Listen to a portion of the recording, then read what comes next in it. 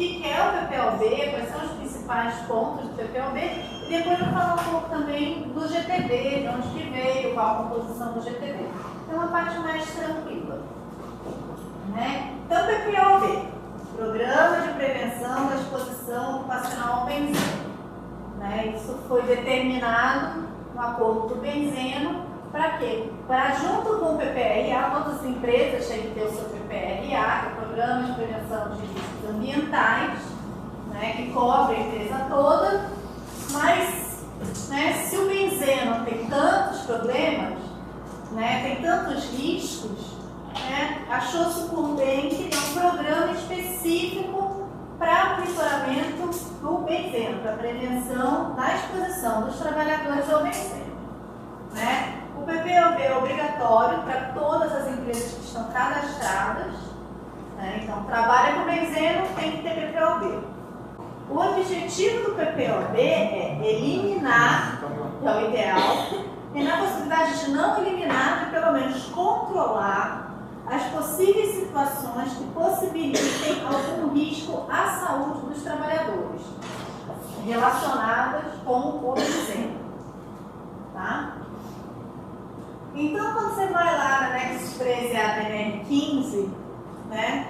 Anexo 13A, como eu já falei, que trata especificamente do benzeno, do item 5.2 ao item 5.4, são aqueles que se referem ao conteúdo do PPOB. O PPOB não é cada um faz do jeito que acha, do jeito que deve. Tem informações que são obrigatórias de estarem contempladas nele. Né?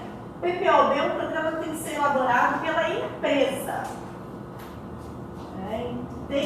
Tem que representar, né, nem sempre isso acontece, o mais elevado grau de compromisso da sua diretoria.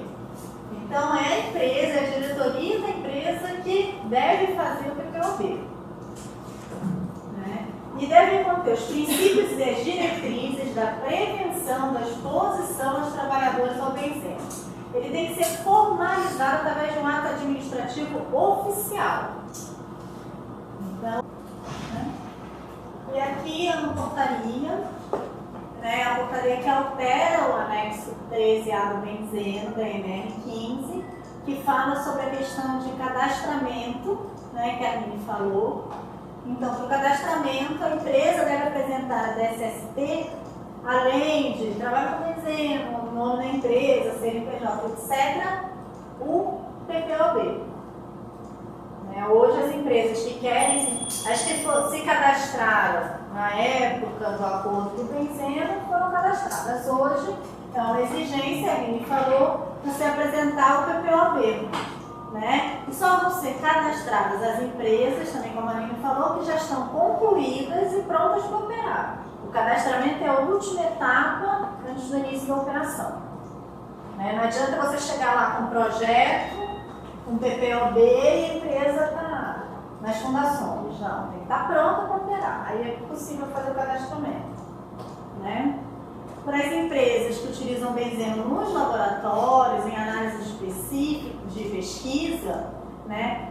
Em processos analíticos em laboratórios de pesquisa em universidades, existem muitos procedimentos nos quais o benzeno não pode ser substituído por outros solventes ou outros compostos. Né? Nesse caso, é possível fazer o cadastramento, né, acompanhado de uma declaração dos representantes legais, né, explicando por que não é possível fazer substituição, e esses laboratórios podem ser cadastrados. Nesses casos específicos, né, você vai ter um PPOB no laboratório e vai ser disponibilizado para fiscalização, mas não é necessária a apresentação do PPOB para esse cadastramento. Tá? O conteúdo do PPOB deve ser aquele estabelecido na norma reguladora número 9, que é o PPRA, com a redação da portaria número 25. Portanto, todas as áreas da empresa que contiverem correntes com benzeno, independentemente da concentração, não só as que tem um, ou quem tem mais de um, você tem 0,1 ppb, 0,1%, seja a quantidade que for, são áreas consideradas de risco.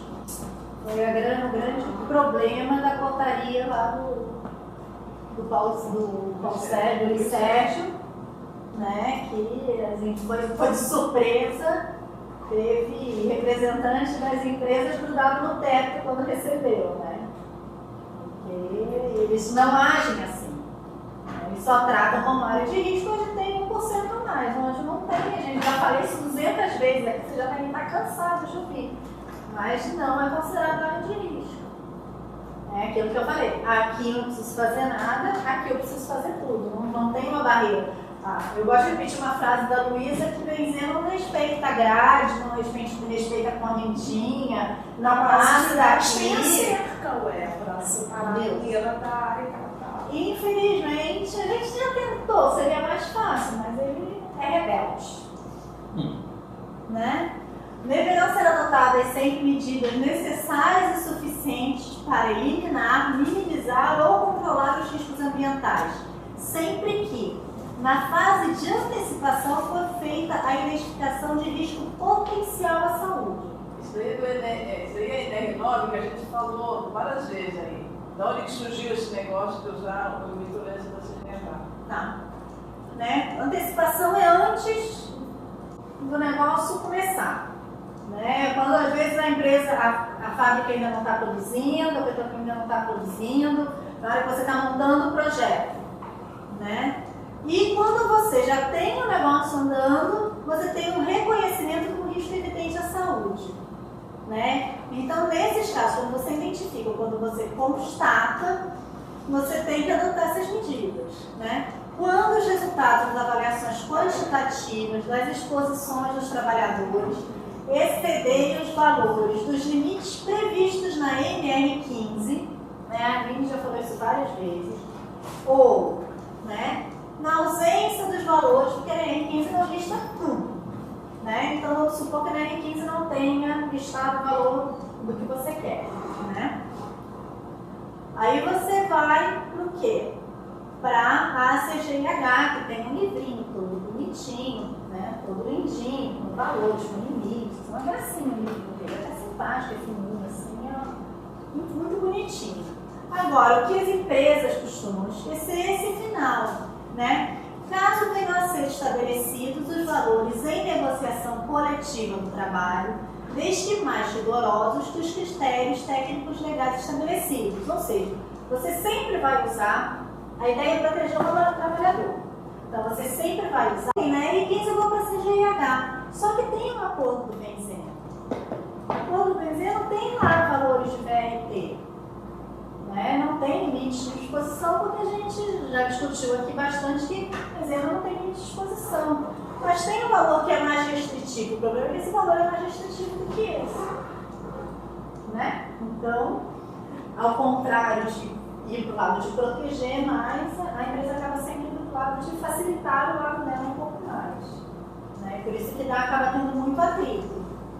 E, por último, quando, através do controle médico da saúde, ficar caracterizado o nexo causal entre danos observados na saúde dos trabalhadores e a situação de trabalho a que eles ficam expostos. Aí é a questão, né, de você identificar nos ASOS, nos exames médicos ocupacionais que você se expõe, no caso do que a gente está falando, a benzeno. E caso o ASO não esteja lá descrito, né, a recomendação do sindicato aqui embaixo é que você coloque de próprio punho. Né? Só fazer uma pergunta, acho que não sei se você vai lembrar, quem já tinha esse tipo de avanço era a RECAP, que tinha a doutora, que uma vez que nós fomos lá, ela estava falando que ela já cadastrava os terceirizados e tinha a leitura do ASO. A PTU também. Eu falo dentro do sistema, porque a gente vem cobrando isso e todo mundo fala que não tem, não sabe onde é que tem isso. A PTU, que agora é para quem também, ela tem o registro de todos os terceirizados são submetidos pelos exames, ele tem registro dos terceirizados pelo CPF. Isso. Porque se o terceirizado muda de empresa, como é comum, né? Os mesmos terceirizados para a mesma empresa, só que o empregador dele está mudando.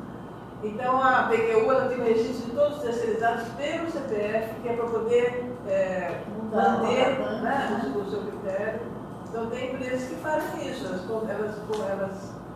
tratam os terceirizados da mesma forma, eles têm cursos de ETB junto. Uma, que nem a Patrícia está falando, na Bahia, o Ministério do Trabalho fez uma norma meio que normalizando isso, para todas as empresas fazerem isso. Isso tem sido questionado pela bancada patronal, porque eles disseram que a hora que você trata o terceirizado da mesma forma que o trabalhador próprio, o terceirizado poderia pedir uma relação de vínculo empregatício com a empresa-mãe, né? A assessoria jurídica do Ministério do Trabalho, ela fez uma outra técnica falando que não, que isso é uma coisa louvável para a empresa, tratar o terceirizado da mesma forma que o trabalhador próprio, e isso não caracteriza vínculo. É simplesmente um respeito à vida do trabalhador terceirizado da mesma forma que o trabalhador próprio. Nós estamos nós vamos fazer esse ano um livro, por isso que a gente não tem mais esse daí do desenho 10 anos, nós vamos fazer o desenho 20 anos. Nós vamos incluir essa nota do Ministério do Trabalho, da assessoria jurídica do Ministério do Trabalho, nesse novo livro. Então vamos lá. É necessário estar descrito todos os procedimentos de arquivamento, porque todos os resultados de avaliação ambiental elas têm que ficar arquivadas por 40 anos. Tá? Então, vocês lembram, essa aqui é uma legislação dos PPOB 13A, então é de 95 para cá, né? Então ainda não tem 90 anos. Então, depois dessa legislação do governo, todas as avaliações ambientais até hoje, e daqui até mais alguns anos, mais 20 anos, tem que ficar arquivadas. Por que isso? Pela razão, né, que a Aline já falou. As doenças ocupacionais, elas não necessariamente aparecem enquanto você está lá trabalhando. Né? O benzeno é um caso que ainda aparece, mas é muito comum você ter um adoecimento depois que a pessoa se aposentou, né, ou a pessoa mudou de emprego. Né? Então, essa avaliação, essa caracterização do ambiente de trabalho tem que estar armazenada. Com 40 anos é um prazo razoável. Né? A adequação da proteção respiratória. Né? Você tem a proteção respiratória é uma situação um pouco complicada. A proteção respiratória, EPI, tem que ser a última opção da última opção.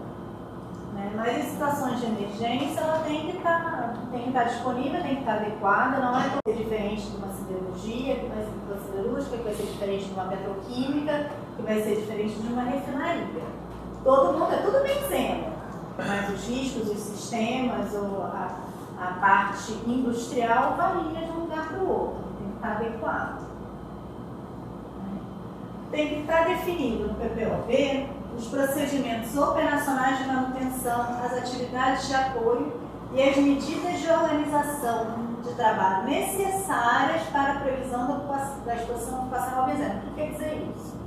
Né? São aqueles procedimentos, por exemplo, você vai lá colher uma amostra. Você tem que estar descrito qual é o procedimento de forma que eu pegue lá, saiba como fazer, da forma que eu me exponha o menos possível ao benzeno. Né? Então você tem que ter lá mesmo um roteirinho. Né? Os procedimentos de manutenção devem ser descritos os caráteres emergenciais, rotineiros e preditivos, evitando sempre vazamentos e as emissões fugitivas. Né? Por uma questão de limitações de engenharia, você não consegue zerar todas as emissões fugitivas. Isso é uma missão quase impossível. Você consegue minimizar ao máximo, né, mudando, adequando equipamentos que estão mais velhos, fazendo manutenção, e com isso você consegue minimizar vazamentos dessas emissões, e isso tem que estar descrito, né, principalmente os procedimentos de caráter emergencial. Mas tudo tem que estar lá, né, você tem que escrever tudo. É o PPRA, mas tudo que você pode colocar relacionado ao benzeno. Você tem que fazer um levantamento, né? Você tem que predizer todas as situações onde possam ocorrer concentrações elevadas de benzeno, com dados qualitativos e, quando possível, também quantitativos, que permitam a avaliação ocupacional dos trabalhadores. A gente já falou aqui muito das limitações da avaliação quantitativa, mas se em algum momento você tem dados quantitativos, olha, aqui a gente sabe que tem 1,3 ppm de benzeno, isso tem que estar colocado lá para todas as situações. Aqui a gente não sabe exatamente quanto tem, mas ali tem uma flange, passa uma corrente de benzeno com 2% de benzeno, então existe a possibilidade de ter um vazamento, uma emissão, alguma coisa, tem que estar constando de lá, do PPOB. Todos os procedimentos para proteção coletiva e individual dos trabalhadores, do risco de exposição ao benzeno, nas situações críticas que foram verificadas aqui. Medidas tais como a organização do trabalho, a sinalização apropriada, a gente vê lá aqui no quadrinho, benzeno, perigo, com variações, mas tem que estar indicado onde tem benzeno. Você tem que ter, em algumas situações, isolamento da área. As pessoas que circulam têm que ter um treinamento específico, elas têm que saber com o que elas estão lidando. Se a região, se o lugar é fechado, a gente estava falando aqui das salas de controle, que às vezes estão mais contaminadas do que o exterior, tem que tentar criar métodos de ventilação apropriada.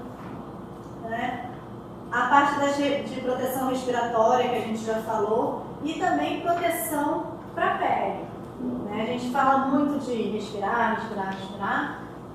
Realmente a principal via de contaminação da gente com benzeno através do olfato, absorção pelo pulmão, mas a pele também é uma fonte de contato bastante significativa. Não é a principal, mas se você derrubar benzeno na mão, se você for para tem um acidente, você estava no curso da Fiocruz, que a gente foi, que uma das pessoas mostrou um vazamento, uma cachoeira de nafta, você lembra? Era literalmente uma cachoeira de nafta, umas 4 ou 5 pessoas tentando fechar, os caras tomaram um banho, literalmente. Então, numa situação dessa, você respira benzeno, mas você também absorve pela pele. Então, você tem que ter esse mecanismo de proteção, especialmente nessas situações de emergência, de acidentes. Você tem que estar descrito os procedimentos usuais de operação de drenagem, lavagem, a purga dos equipamentos, as operações manuais de válvula, transferências, limpezas, controle de vazamentos, as partidas e as paradas, que são situações, aqui eu não sei se vocês têm, mas nas petroquímicas, nas refinarias e nas siderúrgicas, as paradas e retomadas de atividades são situações bastante críticas, que requer um procedimento rigoroso de controle da emanação dos vapores e a prevenção do contato direto do trabalhador com o benzeno. Sim. É a situação óbvia que nós temos aqui. Aí já foi até a discussão aí do PPOB, você até concordou com isso, E a gente não tem procedimento para essas situações, de emergência, controle da sala de controle contaminada, todas essas tarefas que você citou aí, Então, ela dá, vamos dizer assim, cada pessoa age de uma forma, cada operador, ou cada técnico de segurança age de acordo com a sua orientação, enfim, Mas não há um procedimento, porque você está ainda aberto, não está controlado, É o que eu estou entendendo ali, que seria situações dessas, você tem que fazer um procedimento, é isso? Sim. E tem que estar listado no É só para sedimentar o correto, você já tem um procedimento para poder lidar com essas situações que não estão controladas. Exatamente. Não só as rotineiras, as situações de emergência, situações. Você tem que. As rotineiras são mais fáceis, no dia a dia. Mas você aqui tem que fazer um trabalho de prever, onde podem ocorrer acidentes, onde você pode ter situações de emergência. E no caso de uma situação de emergência, qual é o procedimento? Para quem que você liga, quem que você chama, o que vai ser feito. como que vai haver um isolamento da área, vai ser necessário evacuar toda a unidade, isso tem que estar descrito. E além desse Não pode ponto, ser, isso não pode estar vinculado tipo, ao operador, ao técnico de segurança daquele setor. Né? Entendi. O ideal do PPB, o PPB, pela legislação, ele tem que descrever os procedimentos e os recursos necessários para o controle de situações de emergência até o retorno da normalidade. Não levou, vazou, vazamento é uma emergência. O que vai ser feito? Vai fechar, não vai fechar? Vai isolar, não vai isolar? Vai chamar a mãe, vai gritar, vai sentar, vai chorar? Isso tem que estar descrito lá, até que esse vazamento, né, por exemplo, seja controlado, seja fechado e aquela situação possa voltar a uma operação normal. Né? E isso para todas as situações onde os vazamentos podem ser possíveis. Né? Que não vão ser nem um, nem dois, dependendo da situação, são, numa refinaria, por exemplo, podem ser centenas de pontos onde podem acontecer vazamentos, né? Em situações de emergência. Isso daqui é importante, é um cronograma detalhado das mudanças que deverão ser realizadas na empresa para a prevenção da exposição ocupacional ao benzeno e a adequação ao valor de referência tecnológica. O valor de referência tecnológica, a Aline já enfatizou bastante, não tem a ver com a saúde, né? Não tem a ver com o monitoramento ambiental visando a melhoria contínua. Empresa precisa de número? Então tá, então vamos dar um número para a empresa, que é o quê? O valor de referência. Nossa, mudei? Mudou. Foi sem querer. Que é o valor de referência tecnológico. Então a gente está dizendo, o valor de referência sai para aqui, ó. Você vai monitorando, você vai medindo, tem que medir, a empresa precisa de número. Né? Então tá medindo. Todo esse valor é o valor assim, acende, liga a sirene e acende o sinal vermelho. Tem alguma coisa errada. As minhas medidas de controle, as minhas medidas de prevenção não estão surtindo efeito. Para tudo e ver o que está acontecendo. Essencialmente, essa é a ideia do VRT. Né? E cronograma de mudanças. É a questão da melhoria contínua. Por que rever todo ano o PPOB? Porque no ano você vai colocar lá. Vou trocar tantas bombas para ser magnético. Vou mudar a flange XYZ porque está com vazamento. Quando que vai ser? Qual o prazo para isso? Até maio, até junho, até agosto. E no ano seguinte, quando você for rever o seu PPOB, você vê, eu fiz isso. Foi feito. Por que não foi feito? A empresa não apoiou, não teve um comprometimento, mas lembrando que esse documento é um documento que é validado pela alta administração, né, aqui no caso pelo gerente geral. Então o cronograma é que vai determinar, vai deixar claro quais são as melhorias de uma forma mais prática. Né? Até aqui a gente ficou um pouco o quê? Se acontecer isso, o que eu tenho que fazer? Meu procedimento normal é aquele. Meu procedimento de emergência é esse. Pode ter procedimento de emergência numa situação XYZ. Aqui é uma questão mais prática. Preciso fazer isso, tenho um prazo para fazer. Foi feito? Não foi feito? Fiz metade? Quanto que falta? Parou por quê? Não chegou uma peça, não tem dinheiro. Né? Isso tem que ser reavaliado. Porque senão vai voltar. Você pega, escreve um monte de coisa. Papel aceita quase tudo, né, gente? Isso é um fato. Então você tem que ter algum mecanismo para forçar que o negócio ande. Então, é o cronograma. Né? Exigências contratuais pertinentes que visem adequar as atividades das empresas contratadas à observância do programa da contratante. O que é isso? As empresas terceirizadas têm que estar incluídas e isso tem que estar descrito nos contratos.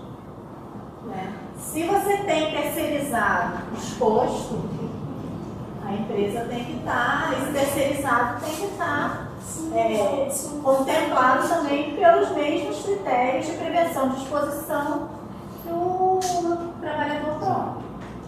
Ele não é diferente. Ele é gente do mesmo jeito, com possibilidade de ficar doente do mesmo jeito. você tem que estar listado procedimentos específicos de proteção para o trabalho dos menores de 18 anos, mulheres grávidas em período de amamentação. Por quê? Esses 3 grupos não devem, em hipótese, se nós não devemos nos expor, como ontem eu já falei um pouco sobre isso, as mulheres, os adolescentes menores de 18 anos não devem mesmo se expor. Né? Menores de 18 anos já estão em fase de crescimento, o metabolismo, a multiplicação celular é muito mais acelerada do que de um adulto. Né? Então a possibilidade de adoecimento acaba sendo maior. Né? Como a Arline falou, eles se viciam muito mais. Né? É muito mais fácil por conta disso, o metabolismo é acelerado. É só a gente ver aqui, né? Quando eu vejo uma foto minha de 20 anos atrás, eu falo, porque eu como a mesma coisa, o que está acontecendo? O metabolismo muda. Né? A gente acaba, depois, né, os mais velhos acabam, sob certo aspecto, né, sendo menos influenciados, né, tendo menos pseudo-risco, tá? Entendam dentro do contexto, do que um jovem, um adolescente. E a questão das mulheres grávidas em período de amamentação, acho que não precisa nem descrever o porquê, né? Sim. Desculpa, deu um trocadilho, nem sei, foi um pato lá para nós. Porque os outros assim, e a discussão era, a gente queria tirar 2 mulheres que estavam grávidas e estavam para trabalhar. Não pode, gente. Inclusive, encontrei com ela no meio de uma sala de compressão, de compressores, alta vibração, cheio de benzeno, óleo lubrificante, propano. Falei, o que você está fazendo aqui? Eu pedi para tirar a comuniquinha assim. Criando os corpos. Isso, criando os corpos. Aí na reunião do CIPA, a base patronal da CIPA, veio e disse o seguinte para a CIPA. Mas aí os outros também vão querer argumentar que não podem ir naquela área. Os outros estão grávidos? Eu falei, um laudo médico dizendo que o cara está grávido pode ser retirado. Aí foi assim, uma dificuldade para convencer os caras que não cabia em nós essa decisão. O problema na amamentação é você passar, a gente sabe que a mulher amamentando, você come alguma coisa, você passa para a criança no leite. Né? Se você se expõe, e aí no caso não é só se expor a benzena. Né? Mulheres grávidas não devem se expor a nada. Né? Mulheres amamentando não devem se expor a nada, porque nos primeiros meses que a criança só se alimenta de leite, tudo ao qual ela for exposta vai passar para essa criança. Passa, não tem jeito. Né? Quantos remédios vocês não veem bula, não é seguro para mulheres grávidas, não tem nível seguro, não foi avaliado. E passa no leite. Né? E com relação às grávidas, o problema do benzeno não é teratogênico, existem outros compostos orgânicos que causam alterações no feto, mas no caso específico do benzeno, você pode ter aborto. O benzeno acaba, né? Você pode ter alterações de comportamento, então assim, não pode. E é tão óbvio que esse procedimento, se existisse, não precisaria você ir lá comunicar a menina. Aqui a gente também teve que o GTB ir na área médica e falar, ó, e aí, vai tirar a grávida do ambiente? Não, mas foi esse momento, a gente foi Entendeu? Ou seja, não há procedimento específico. É a mesma coisa que eles estão discutindo. Não tem procedimento. A grande verdade é essa. Não, e aquelas normas Se tem, é conhecido. da OIT que a Aline mostrou mais cedo, a convenção, as duas falam textualmente que menores de 18 anos, mulheres grávidas e amamentando, não devem se expor ao benzeno. Está lá, está escrito. O Brasil é signatário, isso é lei aqui. Foi aprovado no Congresso, tem que se obedecer. E já aconteceu isso uma vez aqui nesse terminal. Né? Só que uma geaonte. Geaonte são aquelas comandantes que faz inspeção no navio. Nós temos uma geaonte, né? Uma mulher, que é geaonte, que ela faz a inspeção no navio e ela ficou grávida. Né? E no caso dela, que trabalha lá, ela foi para casa. Ficou o período todo de gestação, mas a alimentação. No caso, depois retornou, já voltou a trabalhar.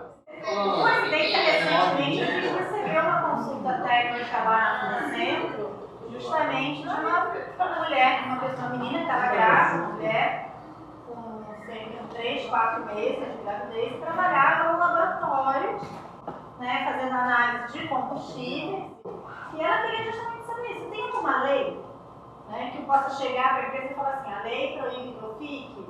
Né? Então, o que eu fiz um levantamento grande para ela foi o quê? Lei não existe.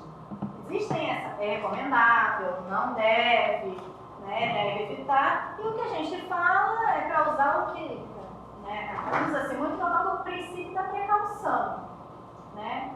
A precaução, você pode dar problema. Uma mulher grávida exposta a produtos químicos, a agentes cancerígenos? Pode. Você vai comprar, eu não escrevi isso para ela no parecer, né? Mas o fato é, você vai comprar a briga dessa mulher ter uma criança com defeito ou, né, porque existem compostos orgânicos em laboratório que são teratogênicos, que podem causar uma formação de feto. Você vai comprar a briga dessa mulher abortar por exposição? Então, assim, é muito complicado. Então, o ideal é, na dúvida, qual é a dificuldade de haver um remanejamento? Na UTGCA, o que separa a área operacional da área administrativa é uma cerca. E ela foi remanejada para a administrativa. No laboratório, raramente vai ter a média ponderada pelo tempo maior que o PPM. Esse que é o nó. As empresas se apegam no quantitativo para descaracterizar risco. Então, aí na nossa. É o que a gente tem falado, tem que ser avaliação qualitativa. Se a pessoa faz análise de NAFTA, ela vai se expor ao benzeno, nem que seja alguns minutos no dia. Quando tem limite, tem que ser prevenido. E se a pessoa ainda está mais sensível à intoxicação, como é o caso da grávida, que não é só ela que pode se intoxicar, cuidado tem que ser tem que ser afastado da exposição. Esse é o grande nó.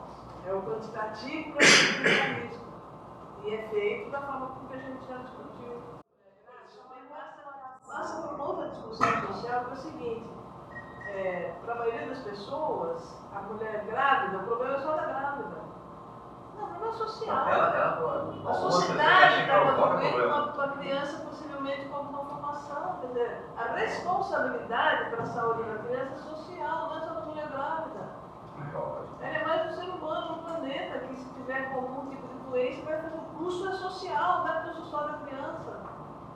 Tem que ter isso muito claro, não é problema só da mulher. É um risco. Não é tem que se responsabilizar por ficar prevenida das controles. Então, a sociedade tem que ter essa consciência que também é corresponsável por qualquer criança que nasce.